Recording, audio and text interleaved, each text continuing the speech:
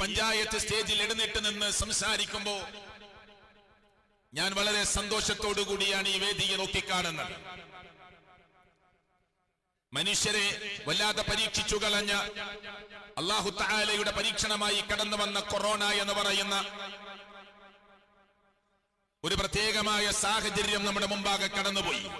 അതിനു മുമ്പ് ഈ കൊച്ചുദ്വീപിലേക്ക്, അവിടെ ജെട്ടിയുടെ പരിസരത്തുള്ള ആ കൊച്ചു പ്രദേശത്ത് നിന്ന് ഞാൻ 2 തവണകളായി ഈ ദ്വീപിൽ സംസാരിക്കാൻ അള്ളാഹുവിന്റെ അപാരമായ അനുഗ്രഹം എനിക്ക് ലഭിച്ചിട്ടുണ്ട്. അന്ന് ഇന്ന് കാണുന്നത് പോലെ ഒരു സദസ്സ് മുമ്പിൽ ഉണ്ടായിരുന്നില്ല.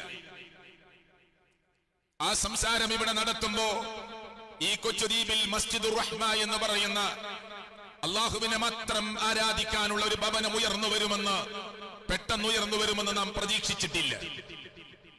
ഞാൻ ഇന്ന് ഓർക്കുകയാണ്, എന്റെ വിഷയത്തിലേക്ക് കിടക്കുന്നതിന് മുമ്പ് 2 മിനിറ്റ് സമയം ഞാൻ ഉപയോഗിക്കുകയാണ്. ഇന്നും ഓർക്കുകയാണ്, അവിടെ നിന്ന് എഴുന്നേറ്റ് സംസാരിക്കുമ്പോ മുമ്പിൽ ഇരിക്കാൻ ആളുകൾ ഉണ്ടായിരുന്നില്ല.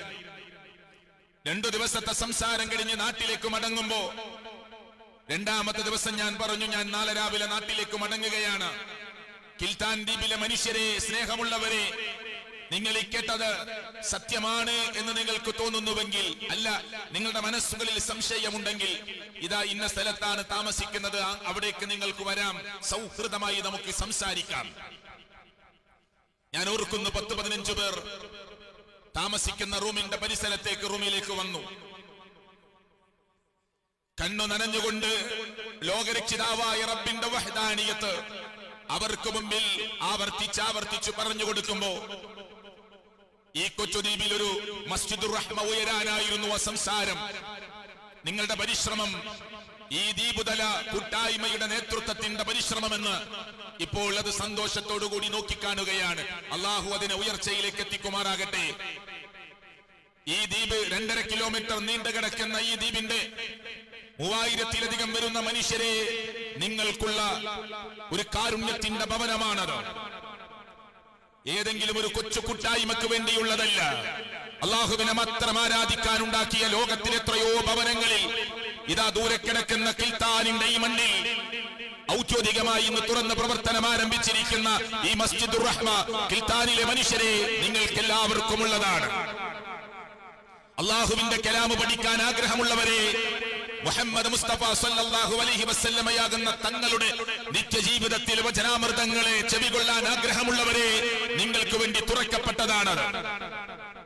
അതുകൊണ്ട് ഹാർദമായി മനസ്സറിഞ്ഞ് ആ പള്ളിയിലേക്ക് നിങ്ങളെ ഏവരെയും ക്ഷണിക്കുകയാണ്. ഈ ദ്വീപിൽ ഒരുപാട് പള്ളികളുണ്ട്. ആ പള്ളി വേറിട്ട് നിൽക്കുന്നു എന്നിവിടെ പറഞ്ഞു. അത് റബ്ബിന് മാത്രം സുജൂദ് ചെയ്യുന്ന കേന്ദ്രമാണ്. അവനെ മാത്രം വിളിച്ചു പ്രാർത്ഥിക്കാനുള്ള കേന്ദ്രമാണ്. അവന്റെ മുമ്പിൽ മാത്രം സാഷ്ടാംഗം ചെയ്യാനുള്ള ഭവനമാണ്. ഈ കൊച്ചുദ്വീപിലേക്ക് വെളിച്ചം വാരി വിതറാൻ വേണ്ടിയുള്ള അള്ളാഹുവിന്റെ കാരുണ്യത്തിന്റെ ഭവനമാണ്.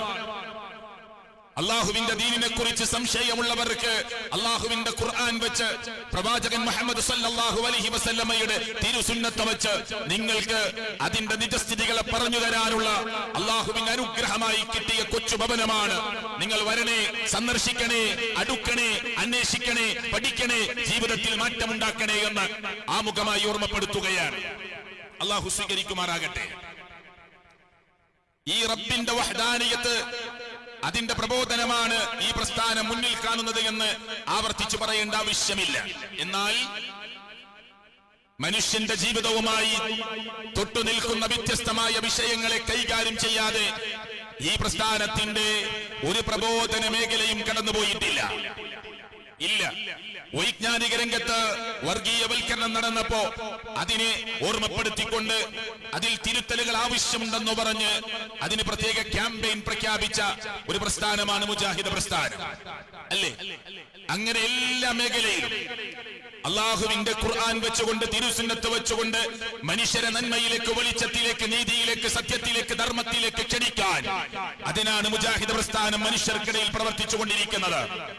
ഈ പ്രസ്ഥാനത്തിന്റെ നേതാക്കന്മാർ ഇതാ ഞങ്ങളൊരു പ്രസ്ഥാനത്തിന്റെ അമരക്കാരാണ് എന്ന അർത്ഥത്തിൽ, ഏതെങ്കിലും അർത്ഥത്തിൽ സമൂഹത്തിൽ നിന്ന് മാറി നിൽക്കാൻ ആഗ്രഹിക്കുന്നവരില്ല.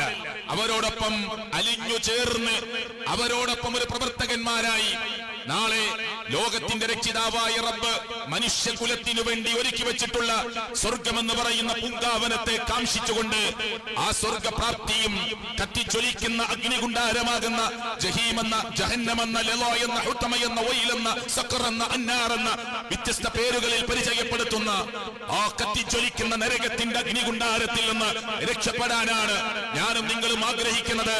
അതാണ് ഇവിടെ അധ്യക്ഷൻ തന്റെ കൊച്ചു സംസാരത്തിൽ പറഞ്ഞത്. ഈ കിൽത്താൻ ദ്വീപിലെ മനുഷ്യരെ നിങ്ങൾ തെറ്റിദ്ധരിച്ചു പോകരുത്. കത്തിച്ചൊലിക്കുന്ന നരകത്തിന്റെ അഗ്നികുണ്ടാരത്തിലേക്ക് മനുഷ്യരെ നമ്മൾ ആരും ആപതിച്ചു പോകരുത് എന്ന മോഹമാണ്, അഭിലാഷമാണ്, ആഗ്രഹമാണ് ഞങ്ങളെ നിങ്ങൾക്ക് മുമ്പിൽ എത്തിച്ചത്. അതേ ആകാശഭൂമിയോളം വിശാലമായ സ്വർഗമുണ്ടല്ലോ, ആ സ്വർഗത്തിലേക്ക് നമുക്ക് പ്രിയപ്പെട്ടവരെ പ്രവേശിക്കണം. ആ സ്വർഗപ്രാപ്തി, ആ മോഹമാണ്, ആഗ്രഹമാണ് പ്രിയപ്പെട്ടവരെ നമ്മളെ ഈ അർത്ഥത്തിൽ നിങ്ങളുടെ മുമ്പിൽ സംസാരിപ്പിക്കുന്നത്. അല്ലാഹു സ്വീകരിക്കുമാറാകട്ടെ.